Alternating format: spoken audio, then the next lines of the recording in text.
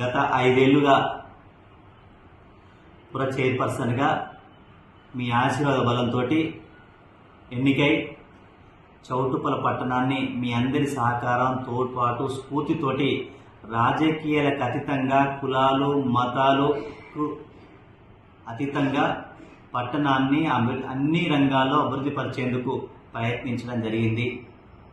ఎక్కడ వివక్ష లేకుండా అభివృద్ధి లక్ష్యంగా, సంక్షేమమే లక్ష్యంగా మునుగోడు శాసనసభ్యుడు, మన అభిమాన నాయకుడు కోమటిరెడ్డి రాజగోపాల్ రెడ్డి గారి సహాయ సహకారాలతోటి 200 కోట్ల రూపాయలతోటి చౌటుప్పల పట్టణాన్ని అన్ని రంగాల్లో అభివృద్ధి పథంలో ముందుకు తీసుకెళ్లేందుకు కృషి చేయడం జరిగింది.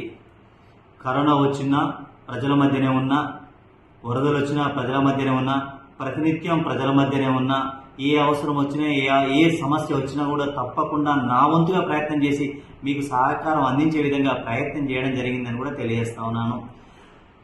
పురపాలక చైర్పర్సన్గా ఎన్నికైన 2వ సంవత్సరంలోనే రాష్ట్రంలోనే ఆదర్శమైన మున్సిపాలిటీగా కూడా మనం పేరు సాధించడం జరిగింది. ఇదంతా కూడా మీ అందరి చలవ, మీ అందరి ఆశీర్వాద బలం, మీరందరి సహాయ సహకారాలతో సాధించామని కూడా గర్వంగా చెప్తా ఉన్నాను.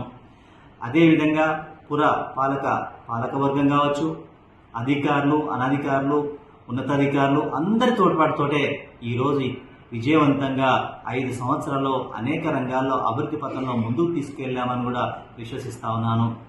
భవిష్యత్తులో చౌటుప్పల పట్టణ పుర చైర్పర్సన్గా, మొట్టమొదటి చైర్పర్సన్గా కోరుకునేది ఏంటంటే చౌటుప్పల అనే పట్టణం రాబోయే కాలంలో తెలంగాణ రాష్ట్రంలోనే ఆదర్శంగా నిలవాలని మనస్ఫూర్తిగా ఆకాంక్షిస్తా ఉన్నాను. ఏదేమైనా మీ ఆశీర్వాదం, మీ అండదండలు, మీ స్ఫూర్తి ఎప్పటికీ నేను అర్థిస్తూ సెలవు తీసుకుంటా ఉన్నాను. నమస్కారం.